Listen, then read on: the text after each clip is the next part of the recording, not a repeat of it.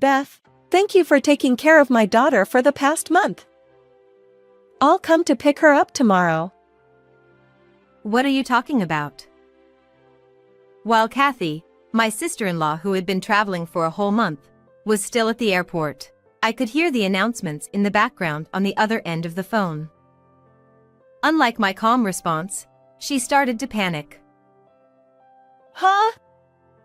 No way! What are you talking about? She's there with you, right?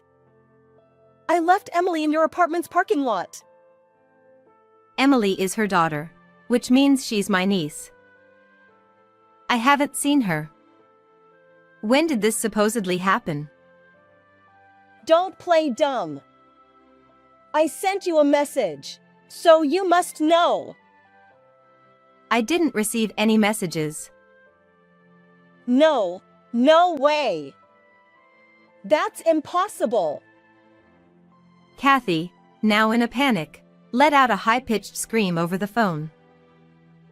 What are you going to do about this? I left Emily with you. You have to take responsibility if something happens. After that, Kathy hung up and tried calling Emily's child's smartphone but couldn't get through, making her even more frantic. She called me back in a rush, shouting even more, so I suggested she go back home first. You know what? You're right. That's a good idea. She hung up and hurried back home, but what she found there was Steve, Emily, and me. Kathy mouthed wordlessly, seemingly wanting to ask why the three of us were together. Kathy, I've heard everything from these two. What? Hearing Steve's words, Kathy was taken aback and turned pale. My name is Beth. Until a few years ago, I worked in an office. At the age of 40, I decided to go independent and started working as a freelance illustrator. With my income increasing, I now live alone in an apartment. My work is mostly done from home, and I only go out occasionally for groceries or meetings with clients. I'm not married and don't have a boyfriend, but I'm still satisfied with my life. Friends sometimes ask if I get lonely, but I've never thought about it that way. I'm more fulfilled by my work, so I don't plan to look for a partner in the future. I do worry a little about my old age, but I think I'll deal with that when the time comes. In that sense, I sometimes surprise myself by how optimistic I am. Today, after finishing the deadline for one illustration, I took a short break at 3 p.m. and looked at the calendar. Then I suddenly realized that my brother's birthday was just around the corner.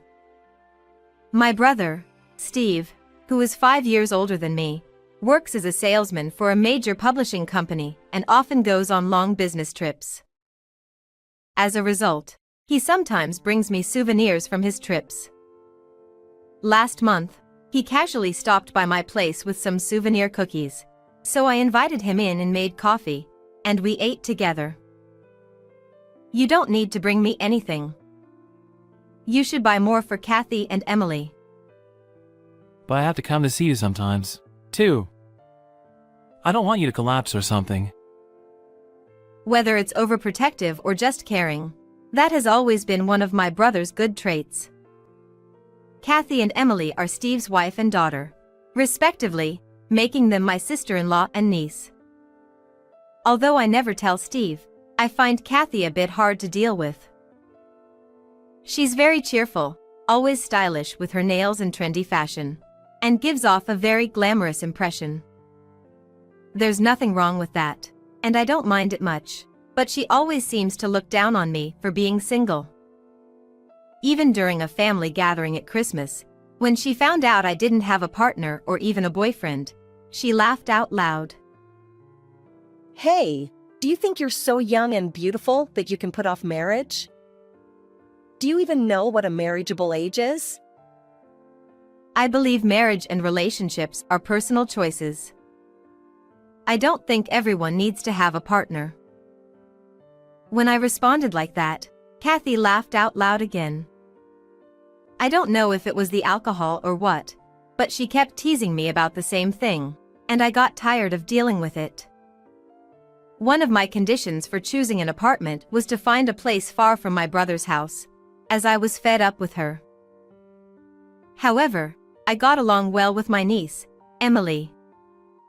Emily, who is turning 10 this year, apparently goes to school with a cute light blue backpack. I haven't seen it myself, but she told me about it when she visited my home once. Beth, you're so good at drawing. Emily, watching me work on my illustrations, was thrilled as she looked at the drawings on my computer screen. I wish I could draw too. Oh, do you want to try? Can I? Yes. I still have plenty of time before the deadline, so you can try a little. Emily sat in front of the computer and eagerly started drawing. What she drew on the screen was her light blue backpack. She also mentioned that it was heavy because she had to carry a tablet as well. In the summer, she had to carry a water bottle, making it even heavier. I was really impressed by how hardworking Emily was despite being so small. According to Emily, Kathy lives as a housewife, and when Steve is away on business trips, she spends her time as she pleases. For dinner and lunch on school holidays, they buy and eat meals from grocery stores or supermarkets. I always do the laundry, and sometimes Mom does it. Really? Yes. And on days when we have PE, she gets really angry if there's any mud on my shoes. Why? What does your mom do at home? She's always on her smartphone or watching TV. To avoid upsetting her mother, Emily stays in her room or goes to the park or library. Hearing this, I feel concerned about Kathy as a parent, but I hesitate to interfere as an outsider. There was another time when we had a family gathering, and I saw Kathy harshly scolding Emily, who is usually quiet. I think she spilled some tea, but it was something that could have been easily wiped up with a cloth, and I thought it was unnecessary to get so angry. Mom is scary. She gets mad no matter what I say, so I can't say anything. Her words as she left that day, when she had drawn the light blue backpack for me, stuck in my mind like a splinter. I remembered that it was a sunny weekend day when Kathy left Emily with me, saying she was going on a day trip with her friends. I never imagined that a few days later, I would receive a similar message on my smartphone. It was around the time when the leaves in the nearby park had fully turned red, and the cold made me long for the sunlight. As I was returning to my apartment after running some errands, I saw a small figure standing alone next to the parking lot. She was wearing a light blue backpack and had a mask covering half her face, but I recognized her immediately. Emily? When I called out, her anxious eyes looked at me. It was indeed Emily. What are you doing here alone? And with all that luggage? A small carry-on suitcase was sitting beside her, making it look like she had run away from home. Mom told me to go to your house. Seeing the question marks forming above my head, Emily pointed to my bag and said, "On your phone." Maybe there was a message on my smartphone. I hurriedly took out my phone from my bag, and sure enough, there was a message from Kathy.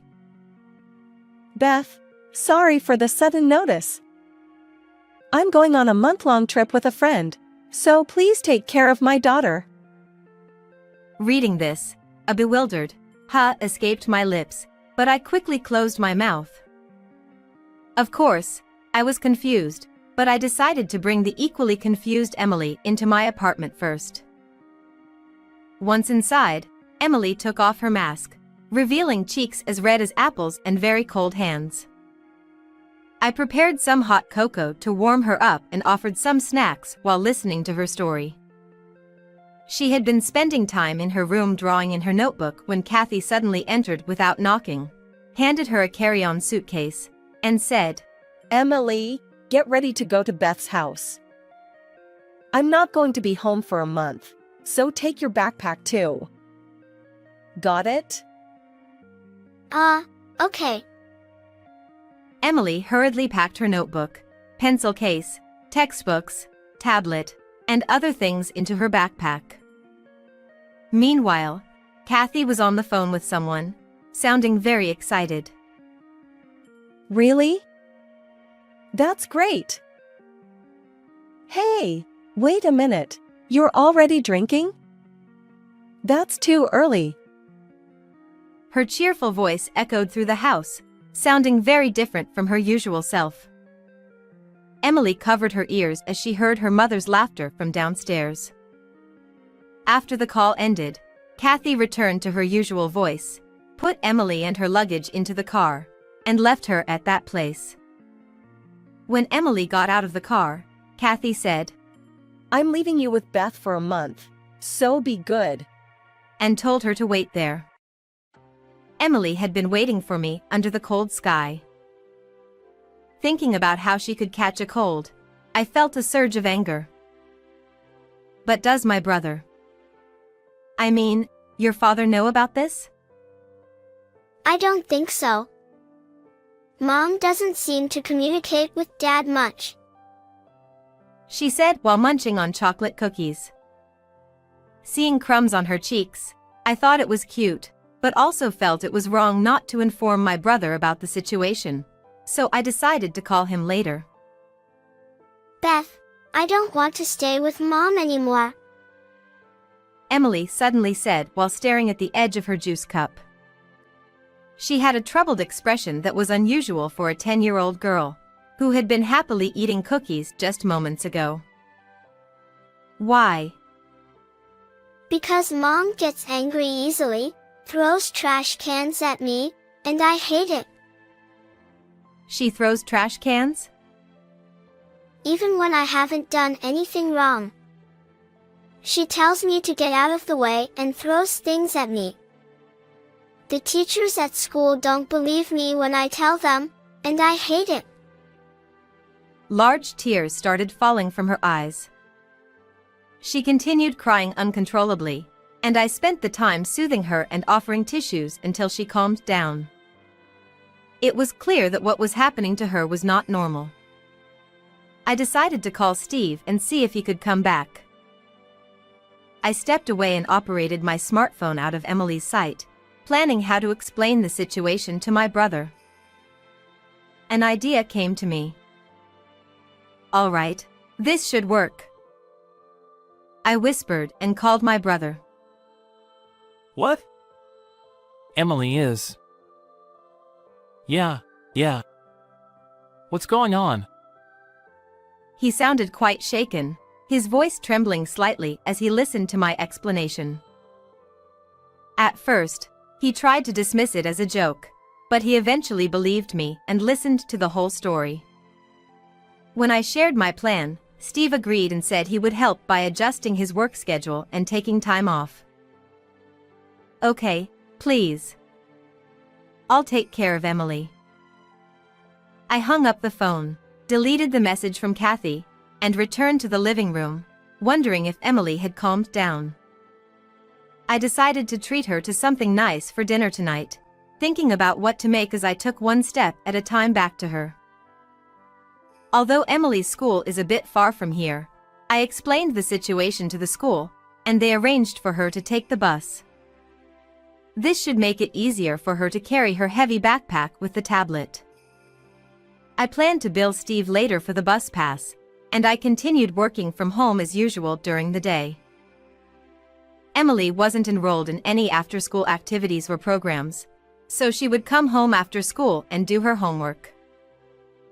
Beth, can you check my homework? I was surprised, thinking that the teacher would normally do that, but Emily explained it wasn't the case. My classmates all have their moms check it. I did mine by myself. Realizing just how self-centered Kathy was, I picked up the red pen. After finishing grading her worksheets, it was time to prepare dinner. Whenever I went into the kitchen, Emily would follow me, eagerly indicating with her eyes that she wanted to help. Tonight we're making meatloaf. Could you start by peeling the onions? Sure. Emily quickly peeled the onions and followed my cooking instructions efficiently. I wondered where she had learned to cook but didn't have time to ask as we quickly finished making the meal. As these daily routines continued happily, a month passed in no time. Anticipating it was about time, I looked at the calendar, and sure enough, my smartphone rang with a call from Kathy. Beth, thank you for taking care of my daughter for this past month. I'll pick her up tomorrow. What are you talking about? I replied calmly. Having been on vacation for a month, Kathy was still at the airport, as I could hear announcements in the background. What do you mean? I left Emily at your apartment, so you must know where she is. I haven't seen her. When did you supposedly leave her here? Don't play dumb.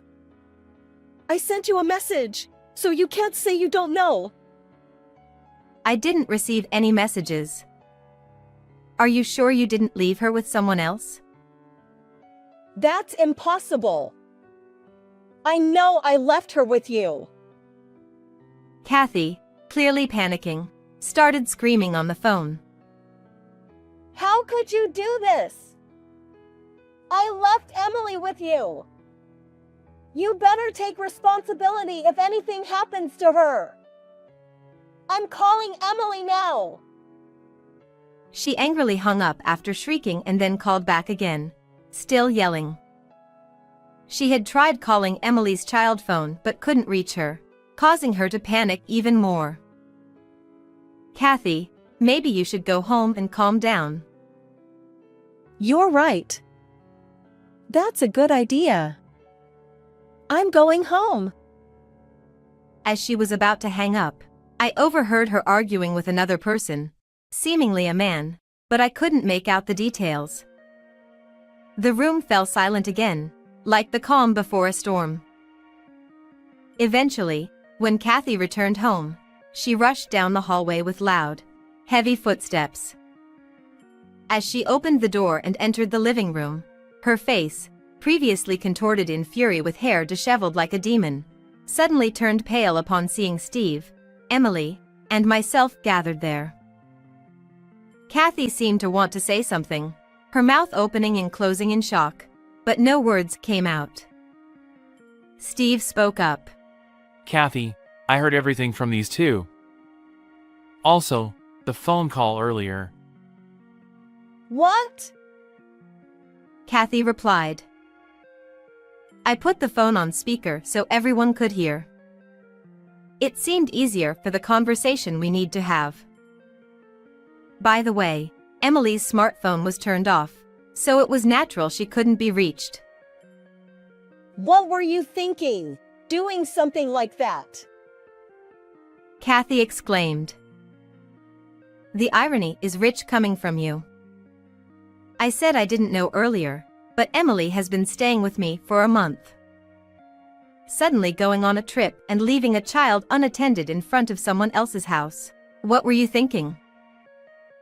I left a message though. That's not the issue. Steve then spoke calmly, choosing his words carefully. Both of you, calm down. Kathy, it's true you went on a trip leaving Emily behind. Your appearance and luggage suggest you just got back.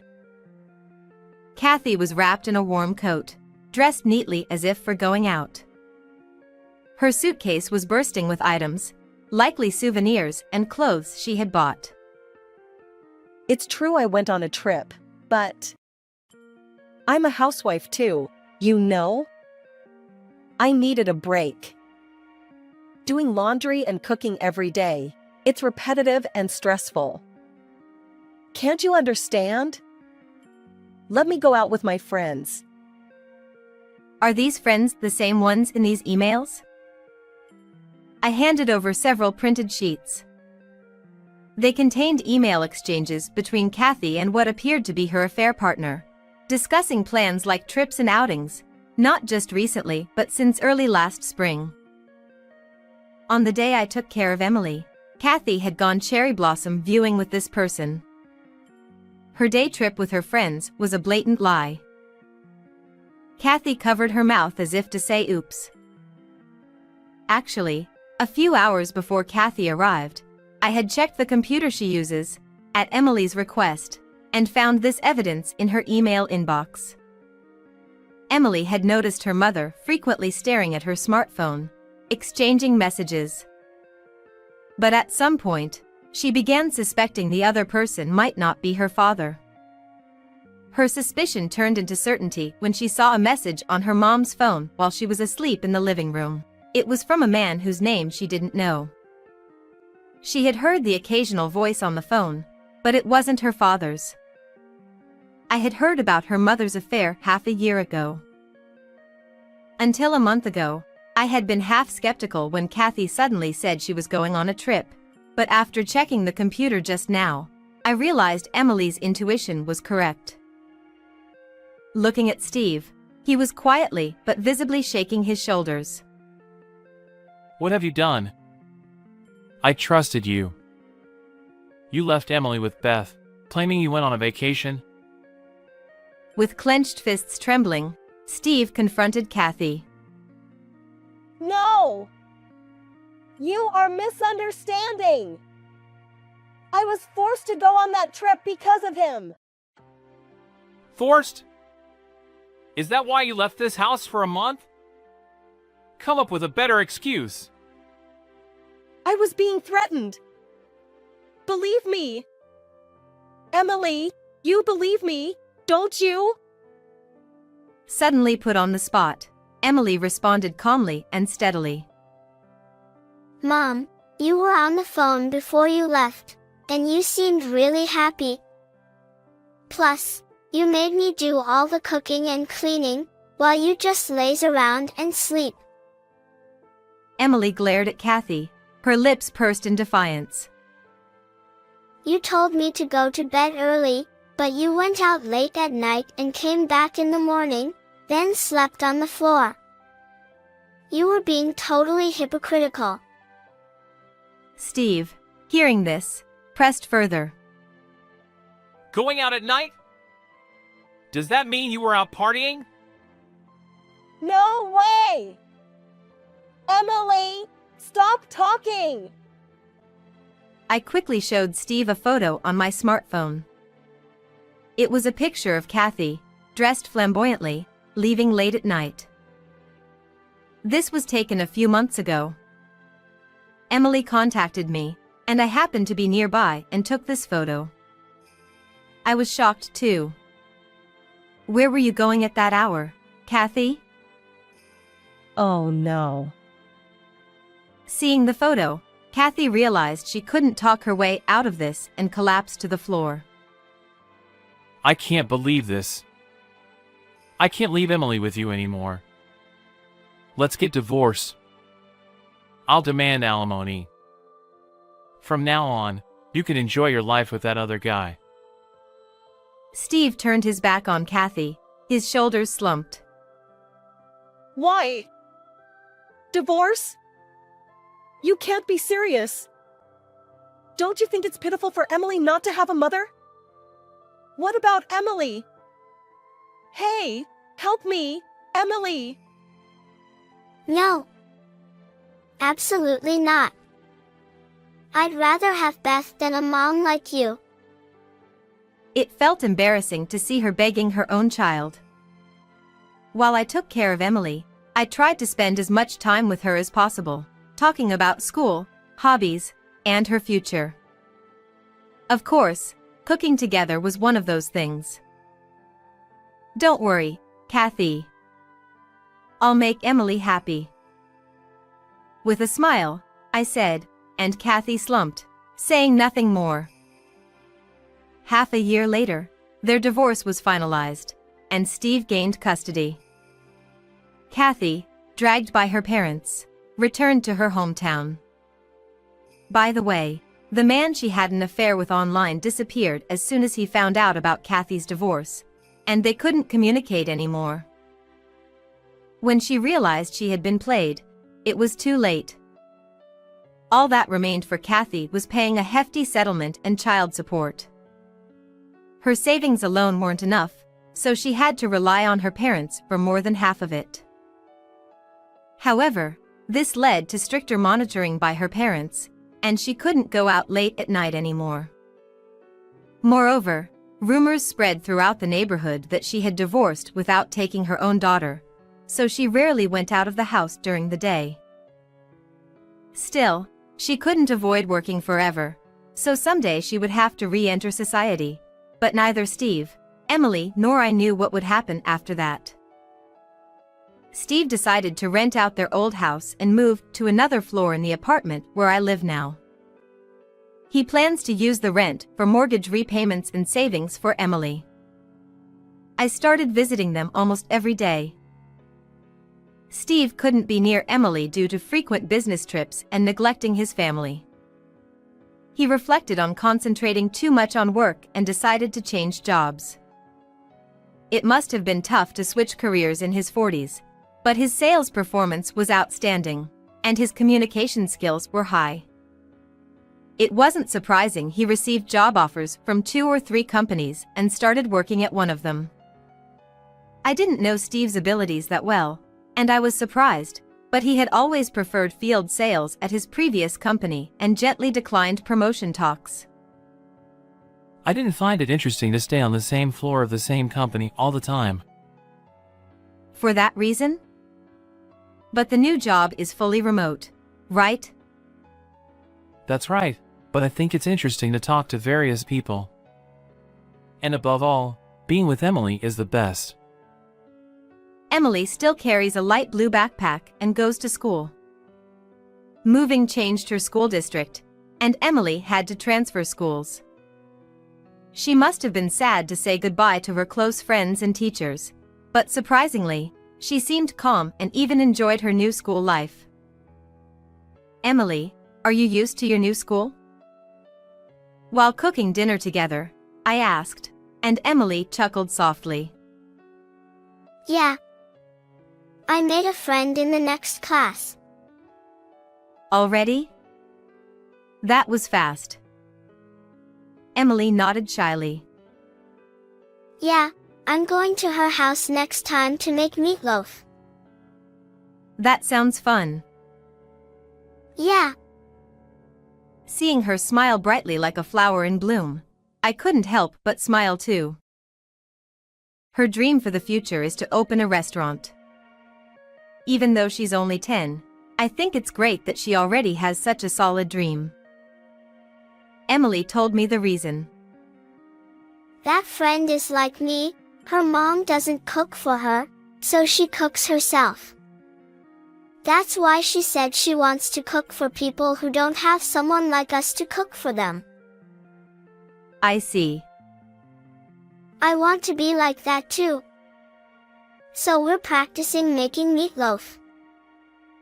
Her innocent smile briefly stirred my heart, leaving me with indescribable feelings, but I quickly put on a smile and said, "That's great. Emily's meatloaf will be delicious. I hope many people get to taste it." Hee hee. Right now, looking ahead, Emily seemed brave and shining brightly. Her dream won't end as just a fantasy or a delusion. I'm looking forward to the day when Emily grows up and opens her own restaurant. How did you like this story? Please subscribe to the channel too. Well then, let's meet again in the next video.